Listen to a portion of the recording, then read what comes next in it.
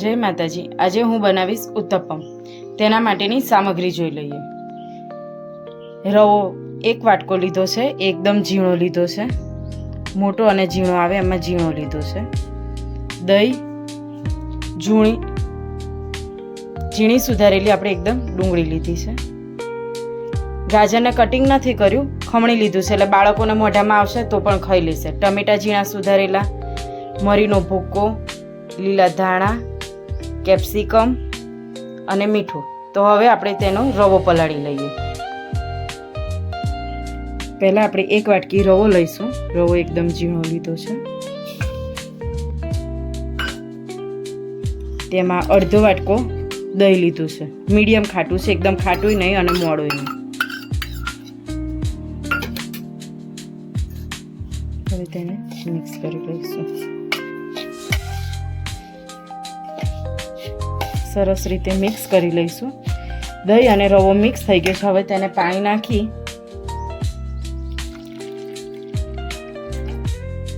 થોડું પાણી નાખતા જઈશું અને મિક્સ કરી લઈશું।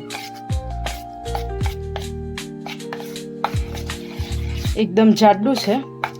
હવે ખીરામાં આપણે થોડું ફરી બીજું પાણી એડ કરીશું અને મિક્સ કરી લઈશું। દહીં ના હોય અને છાશ હોય તો છાશથી પણ ખીરું બનાવાય।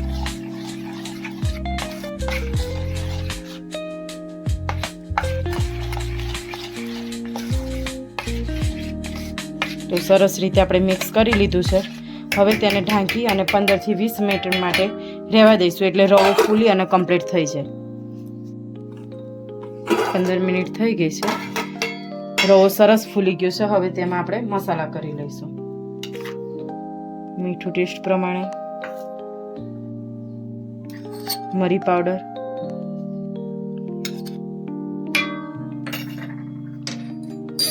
લીલા ધાણા,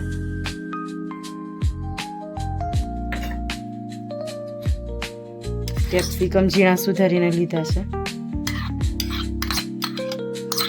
નાના બાળકોના લંચ બોક્સમાં ભરી અપાય તે માટેની રેસીપી છે, એટલે લીલા મરચાંનો ઉપયોગ નથી કર્યો। ટમેટા ઝીણા સુધારેલા,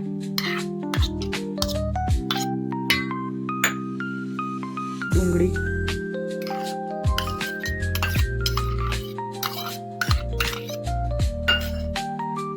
ગાજર ખમણી લીધું છે।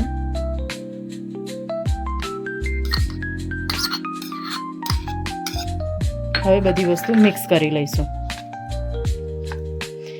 આપણી પાસે બીટ હોય તો બીટને પણ ખમણીને નાખી શકાય, કોબીજ હોય તો કોબીજ પણ ખમણી ન ખાય તો બાળકો આમ શાકભાજી નથી ખાતા, તો આવી રીતે ઉત્તપમમાં સરસ રીતે ખાઈ લેશે।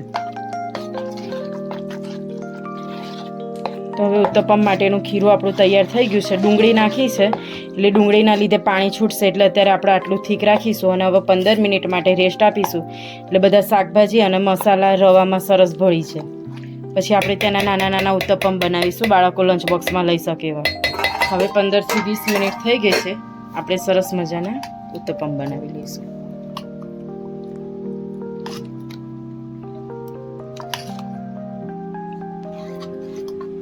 ખીરું કમ્પ્લીટ થઈ ગયું છે। હવે આપણે તેના નાના મિની ઉત્તપમ બનાવીશું, એટલે બાળકોને લંચ બોક્સમાં સરસ રીતે આપી શકાય।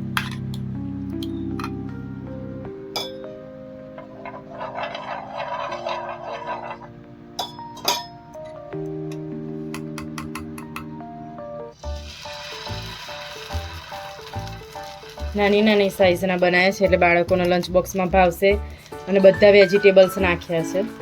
બાળકો શાક નહીં ખાતા હોય તો પણ ખાશે।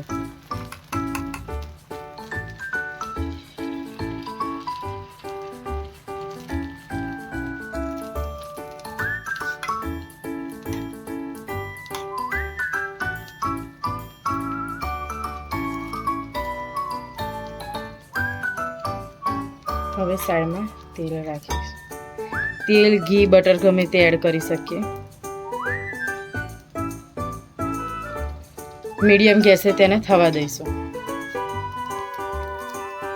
હવે આપણે તેને પલટાવી અને સરસ શેકી લઈશું। ગોલ્ડન બ્રાઉન કલર ના થાય ત્યાં સુધી શેકી લઈશું। મોટાને ખાવા હોય તો એના માટે આપણે અંદર થોડા લીલા મરચાં કાતરી અને નાખી દઈશું એટલે થોડા તીખા થશે.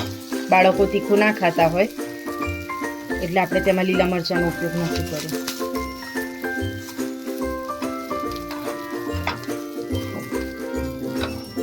હવે તેમને આપણે ઉલટાવીને ચેક કરી લઈશું તો સરસ ગોલ્ડન બ્રાઉન કલરના થઈ ગયા છે.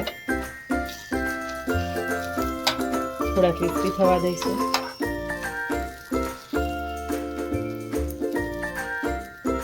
હવે તેને સર્વ કરીશું. તો અમારી આજની રેસીપી જો તમને ગમી હોય તો અમારી ચેનલને લાઈક કરો, શેર કરો અને સબસ્ક્રાઈબ કરો.